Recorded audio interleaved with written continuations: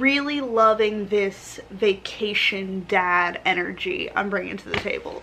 Hi, hey, I'm Morgan, and today I'm here to bring you my January wrap up. I was going to do a video like wrapping up all the books I read in 2021. That felt too daunting. Relying so heavily on last year felt really daunting for me, so I just want to focus on this year and the now and the present. So that's what I'm gonna do. I am going to show you my stats for the month, or go over my stats. I have my little reading journal here, so I tracked every day that I read, and then also all of the books that I read, and then I took my little stats at the bottom. So I'm just gonna talk about those because I love stats. I'm a statty binge. In the month of January, I read 12 books and read 3,373 pages, as well as listened to 20 hours and 45 minutes via audio. I gave an average rating of 4.1 stars.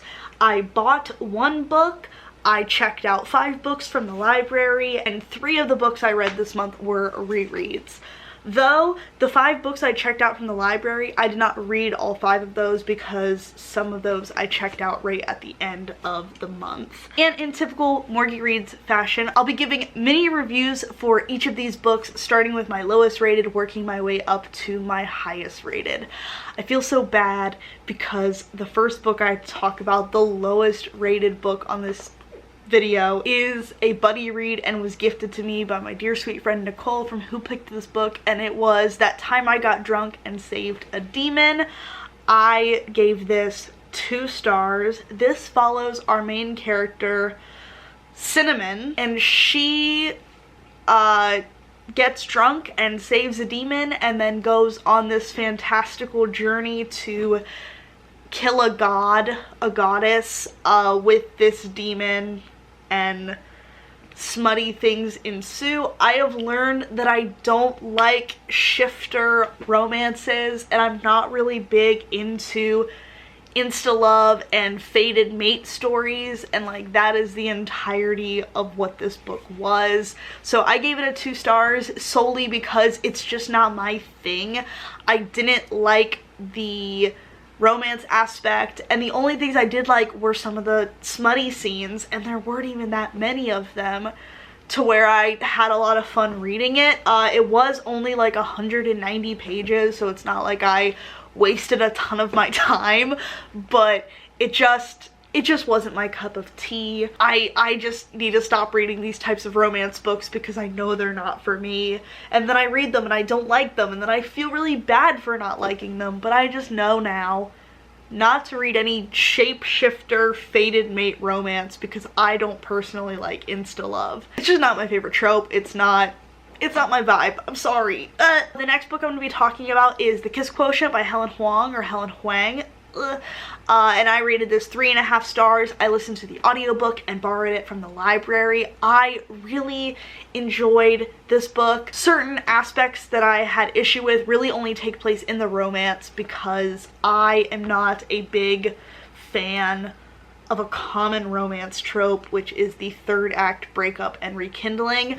I personally think that books that have a 3rd act breakup should be like 5 or 6 chapters longer, so that way the time between the 3rd act breakup and the couple inevitably getting back together and having that happy ending feels a little bit more natural and fluid rather than super rushed at the end. That was really my biggest gripe with this book. So this book follows our main character Stella, and she has autism. The book says Asperger's. DSM has lumped Asperger's into just being called autism spectrum disorder, so I usually just say they're autistic. So Stella is autistic, and she has basically been told by her family, her really snobby coworkers, that she needs to get better at dating and like practice dating and having sex so she can have a partner and actually be someone who is out in the dating sphere, because she's really fixated on her job and her work. So Stella, wanting to have that time to be able to practice dating and having sex, decides to, instead of getting out in the dating world, which can be really anxiety inducing and really hard for her, decides to hire an escort to teach her how to date and have sex, and his name was Michael, and they fall in love. Like I said, I thought this romance was really sweet, and the steamy bits were in fact steamy. I just personally didn't like the time between the third act conflict and the resolution. I just felt it was a little rushed, but I love the autism rep. To my knowledge, its own voices, but that's not really something that I can speak into because I am not autistic, so I can't really say whether it was like perfect representation, but I have seen people that are autistic really love this book. And I really liked it. I loved the characterization. I loved the dynamic between the characters. I just had a really big issue with the conflict. How fast the conflicts were presented and resolved just felt really unnatural and rushed for me personally. But other than that, I thought it was really enjoyable, and I already had the sequel checked out from the library, so I am going to listen to it. The next book that I read was also another audiobook, and I gave this one 4 stars, and it was Please Don't Sit on My Bed in Your Outside Clothes by Phoebe Robinson. I love Phoebe Robinson's writing style. This is a collection of essays. I read a book by her last year called You Can't Touch My Hair, so I knew I really liked that book, and when I saw that she came out with a new one last year, I had to pick it up. This one more so follows how she has been living through the coronavirus pandemic and living with her boyfriend and things she's experienced while dating a white man, and microaggressions that they've faced together, and stories about her family and growing up. And yes, she talks a lot about microaggressions and racism, and she also talks a lot about performative activism from white people, especially during the George Floyd protests, and I thought that was really wonderful. And she talked a lot about not needing another white savior to come and save the day basically during the protests, and I just really like her writing style. The audiobook is narrated by Phoebe, and I really enjoy her voice, and it's just a really enjoyable piece, and I think that I will read everything by Phoebe Robinson. She's very on par with like Samantha Irby in quick wit and style and flair, and I really enjoyed this essay collection. It was choice. It was wonderful. The next couple books I have to talk about are my 4-star reads. The first one is the second bind up of the I Hate Fairyland series by Scotty Young. This finishes up the series. Andy, my wonderful partner, gifted me this last year, and it's one of my favorite graphic novel series. I really enjoy it. This follows, it kind of matches my hair. This follows our main character, Gert, and she got sucked into a Fairyland portal fantasy world when she was 8 years old, and she was told to find the key and go home. It would take her around about 3 days, and now she's been stuck in Fairyland for 30 years and is super jaded and stuck in her 8-year-old body and is just trying to get home. And I just really love Gert and her cynicism and her jaded feelings towards portal fantasies, and just the routes that she goes on to get home is just really fun and really endearing, and she's really crass, and it's hilarious, and it's a romp, and it's a really great time. I Hate Fairyland. I can't wait for these two to sit next to each other on my shelves. So then the next 3 I'm going to talk about are all together, so these all count as 3 separate books. Love that. 2 of them were rereads, and 1 of them was a new read, and it is the 3 volumes in Snotgirl by Brian Lee O'Malley. So volume 1, Green Hair Don't Care, and volume 2, California Screaming, were rereads for me, and then volume 3, Is This Real Life, was new. I picked this up last year and then never read it because I wanted to reread 1 and 2, and then one day I was sick with COVID and decided I'm just gonna read all of these today, and I read them all in like an hour and a half, I think. This follows our main character, Lottie, and she is a fashion blogger, and she has this picture perfect life on her blog and online, but offline she has horrendous allergies, and living in LA and in this really glamorous lifestyle, she is embarrassed to talk about her allergies, and she doesn't want anyone to know, so she keeps that from everybody. And then she becomes the test subject for a new trial run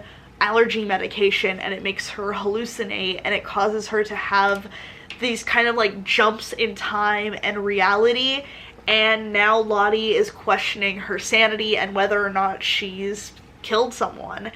And it's so good, and she's also having like questions of her sexuality. There's topics of queerness and there's some sapphic vibes going on, and the art is stunning.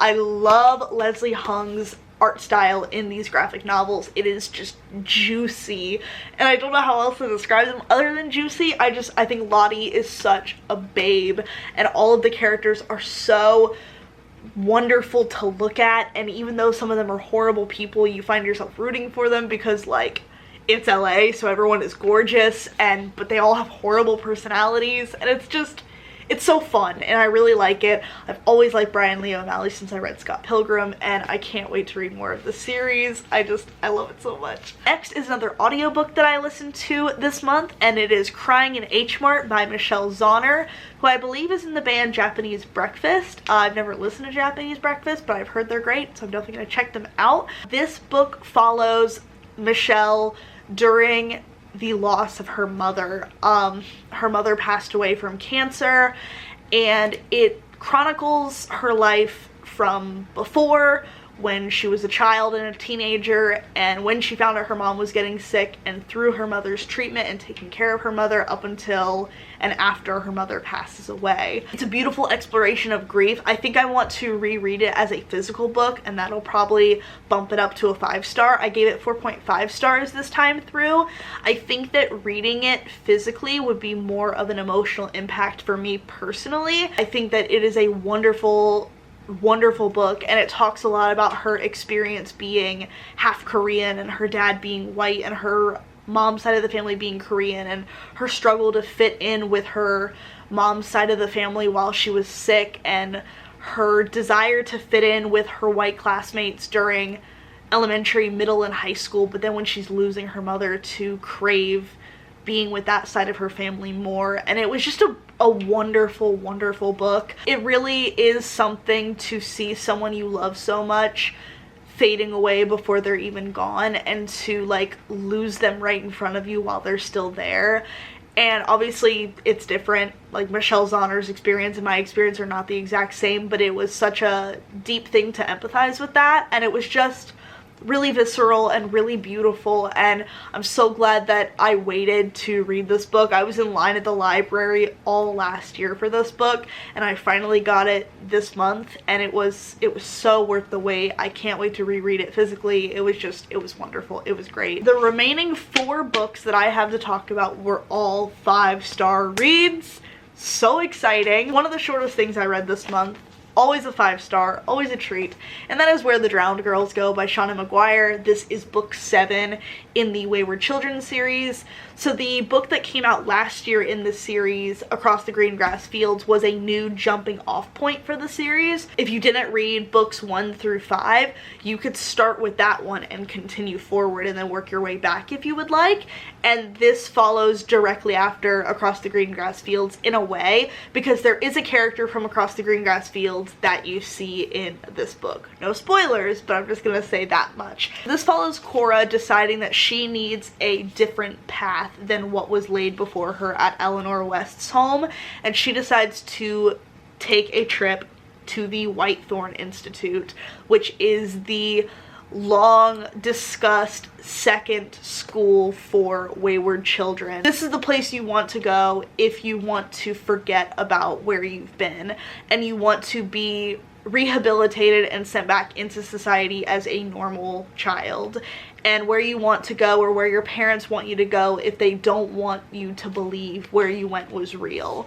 And it was so gripping, and I hope we get to see more with this school and the conflict that this school has with Eleanor West, because they definitely have different values and very different ways of looking at the doorways and the children, and the way this school is run and the way that Eleanor runs the school in the other books. It's so enthralling, and it feels like it's gonna get kind of political in that way, and I'm so excited to find out more. I can't believe I always do this, where I read the next Wayward Children's book the second it's in my grubby little hands. I read it in one day, and then I have to wait a whole year for the next one. I do this to myself every year, and every year I get mad. But I'm so excited. I can't wait for the next one and to see where it's gonna go from here. The next book I have to talk about that is a 5-star read was also technically a reread, though not in this format, and that is the entire first compendium of Saga by Brian K. Vaughan and Fiona Staples. Look at this chonker. This is every volume of Saga up until this point. Saga is coming off of hiatus this year. I'm so excited. I'm so excited for Saga to come back. It's one of my favorite graphic novel series of all time. This follows a planet and a moon that have been at war for centuries, basically, and someone from the planet and someone from the moon fall in love and have a baby, and now they're being hunted after by bounty hunters and a robot prince and this entire fleet of army, because if proof comes out that love can be found within this war, how is this war supposed to be kept going? And it's political and it's intriguing and it's heartbreaking, and it left off on a massive cliffhanger, and I was gripped every step of the way. This was like what I rang in the new year with reading, and it was 5 stars and it was perfect, and I can't wait for it to come back from hiatus and have more Saga in my grubby little mitts. I just love it so much. It makes me so happy. The last 2 books I have to talk about do go in tandem with each other.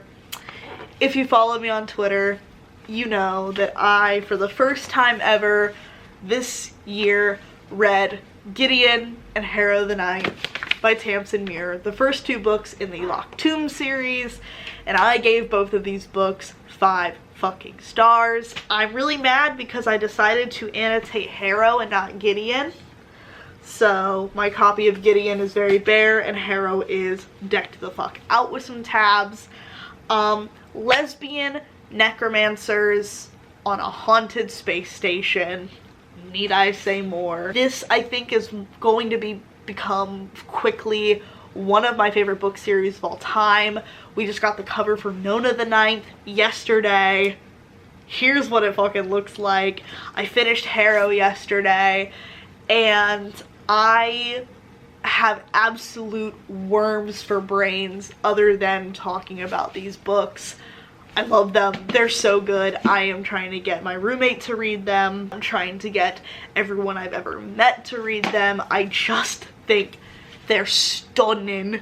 Absolutely stunning. I'm in love with Gideon. I'm in love with Harrow. I love them. Every time I get fan art on my Twitter timeline, I get so unbelievably happy. I incidentally read this while everyone else that I follow on book Twitter, almost every person that I follow on book Twitter was having like their annual reread while I was reading it for the first time, and it felt very like, it felt like a big community moment, even though it like wasn't. It was just very coincidental, but it was a good goddamn time. I love these books. I love them so very much. And I can't wait for Nona to come out in September to join the ranks on my shelves. I love them. I love them. I love them. I love them. But yeah, that's it. Those were all the books that I read in the month of January. Let me know what you read this month, how many books you read this month, what was the best thing you read, what was the not so best thing you read this month. Let me know all of the things, because talking to you guys is my favorite thing to do. You all know this. It's been a long time, but it's still my favorite thing to talk to you guys. If you like this video, you're more than welcome to do all the things that signify that you like it. And I upload content pretty regularly here, or as regularly as my work schedule allows. But that's gonna do it for this video. My name is Morgan. This is MorgyyReads. I hope you have a phenomenal rest of your day. And as always, happy reading. Okay, bye!